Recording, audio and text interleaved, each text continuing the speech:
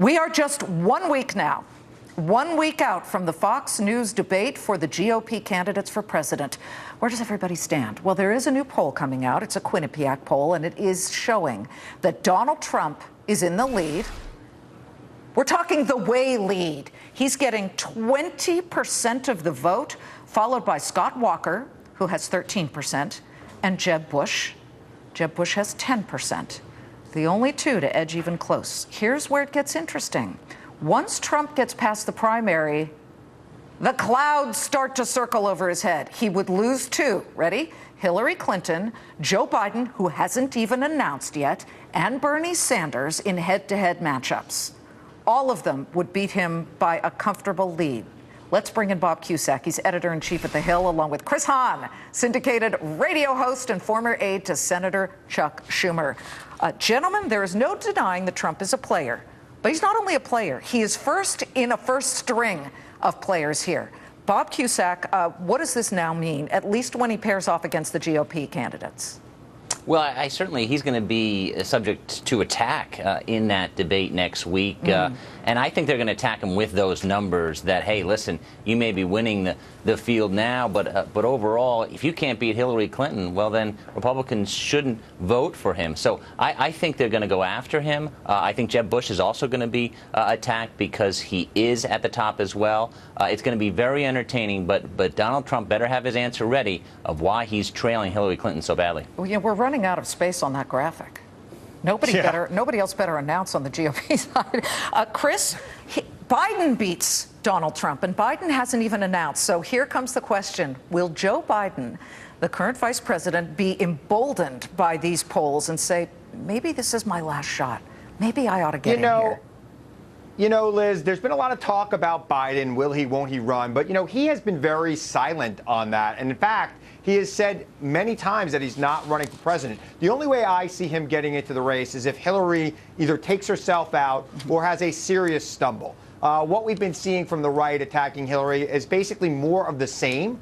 So unless it goes further than that, I don't see any reason why Joe Biden would get into the race. Bob, what about Jeb Bush? Now he's trending third against Donald Trump. Does he need to be a little more vocal? And at that debate that is going to be on Fox News in 1 week, does he need to come out swinging? I think to some degree he does. He's been very critical of Trump, and their strategy is to make Jeb Bush look like the Jeb Bush team, to make Jeb look like he's the adult in the room, that he's not attacking John McCain.